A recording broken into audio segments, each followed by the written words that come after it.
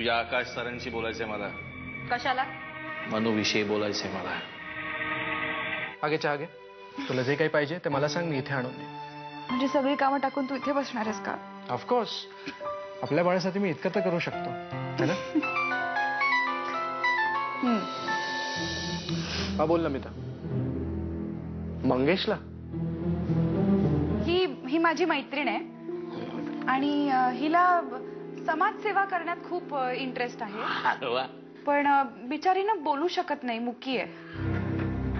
मला ना अजून एक विचारायचं होतं. नाही म्हणजे त्या दिवशी तुम्ही थेट कमिशनरांशी बोलला, म्हणजे या प्रकरणात ते सुद्धा सामील होते का?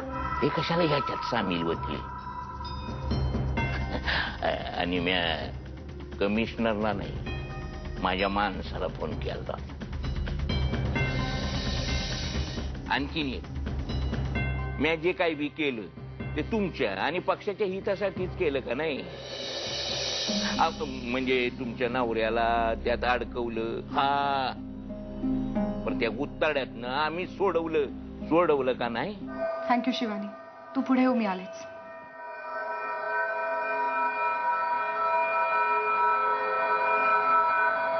Good bye. अहो म्हणजे ती बाई बोलते ना, स्पष्ट बोलते. आणि तिच्या पर्स मध्ये जो कॅमेरा होता ना, तोही बोलतो, दाखवतो सुद्धा. तिला आडवा आहे बघा. मी झालं तरी तुम्ही सांगाल त्या परमानं वागायला तयार आहे, पण तिला आडवा पाहिजे. मी तिला थांबवते, पण एका अटीवर. तुमच्या समजा अटी मान्य आहेत मला. आधी ऐकून तर घ्या. यापुढे राजकारणात येण्यासाठी माझ्यावर कुठल्याही प्रकारचा दबाव आणायचा नाही. नाही अण्णा. माझ्या घरच्यांना किंवा माझ्या नवऱ्याला कुठल्याही प्रकारचा त्रास द्यायचा नाही. हो, नाही देणार. तू बाप होणार, मनूला मूल होणार. पण तुला खरं सांगू का, तुझ्यापेक्षा जास्त आनंद मला झाला. नाही, तू बाप होणार हे जरी खरं असलं ना, तरी होणारं बाळ मात्र तुझं नाही. तुला कदाचित मनूने सांगितलं नसेल, ज्यावेळेस ती माझ्या बरोबर होती ना, तेव्हा आमचं रिलेशन खूप पुढे गेलं होतं. तिच्या पोटात जे बाळ वाढतंय ना, ते तुझं नाहीये, ते माझं मुलं आहे. मी बाप आहे त्या बाळाचा. काय बोललास तू? मी तुला सोडणार नाही मंगेश. तुझा मूर्ता पाडी खून करी तुझा. अभिनंदन. अरे वा आजोबा, कॉंग्रॅच्युलेशन. थँक्यू. खरंच याला म्हणतात सोन्याहून पिवळं. एकाच वर्षात घरात 2-2 चांगल्या बातम्या आल्या. खूप सहन केला मी, पण आता नाही. आता मी त्याचा खूनच करणार आहे. आणि स्वतः जेलमध्ये जाणार, बरोबर ना?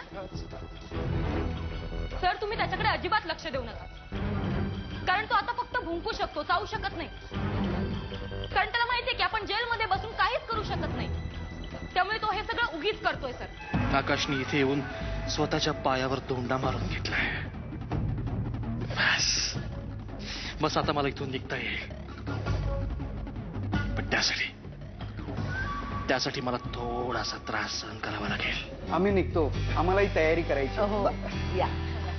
मंगळसूत्र अहो हे तुमच्याचकडे असू द्यात ना, म्हणजे नीरजाने पाहिलं नाही, तिला दाखवा. आणि काही चेंज करून हवा असेल तर आपल्याला तसं करता येईल ना. छे काय चेंज करायचं ते ह्याच्यामध्ये? तिला आवडेल नक्की, मी सांगते तुम्हाला. असं काय झालं होतं? आकाश सर इतके भडकले होते. अरे तो म्हणाला की आकाश साहेबांच्या बायकोला त्याच्यापासून दिवस गेलेत म्हणून. असं म्हणाला? पण त्याला जोडायलाच पाहिलं होतं. मंगेशने त्यांच्या बायकोचे अश्लील फोटो काढले होते. त्यावेळी काय तो गप्प बसलेला का? म्हणजे म्हणायचं काय तुला? मलाही डाऊट आहे बॉस. दाल में कुछ काला आहे. साहेबांच्या बायको तरी मंगेशचं काहीतरी लफडा आहे. काय बोललास? माफ करा, चुकलो साहेब. परत बोललास ना? नाही सर. तर याद राख. चल लेख. मंगेशला हॉस्पिटलमध्ये ऍडमिट केलं.